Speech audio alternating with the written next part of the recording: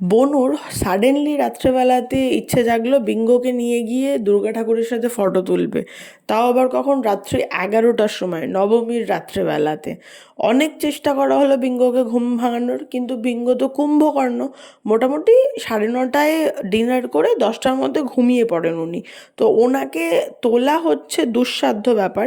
লাস্টে বনু ঘুম থেকে তুলতে না পেরে মাথা চাপড়াচ্ছে। দেন ওনাকে ডিস্ট্র্যাক্ট করা হলো বলে যে নাড়ু করবি, দশমীর দিনকে আর লক্ষ্মী পুজোর জন্য নাড়ু করবে, তো ওই নাড়ুটা তুই পাকা। তারপরে আবার বিসর্জন দেখতেও যাওয়া হলো ওনাকে নিয়ে। দেন লুচি বেলার দায়িত্বও নিয়েছিল উনি। উনিও আসলে প্রচণ্ড এক্সপার্ট একজন মহিলা, তো উনি খুব ভালো লুচিও বেলেছিলেন।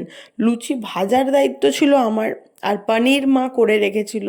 এই দশমীর দিনকে নাড়ু আর হচ্ছে লুচি পনির, মানে এটা এভরি ডে সেম জিনিসটা থাকে, আর এর টেস্টটা মানে বলে বোঝানো যাবে না। দেন দাদাইকে সাজানো।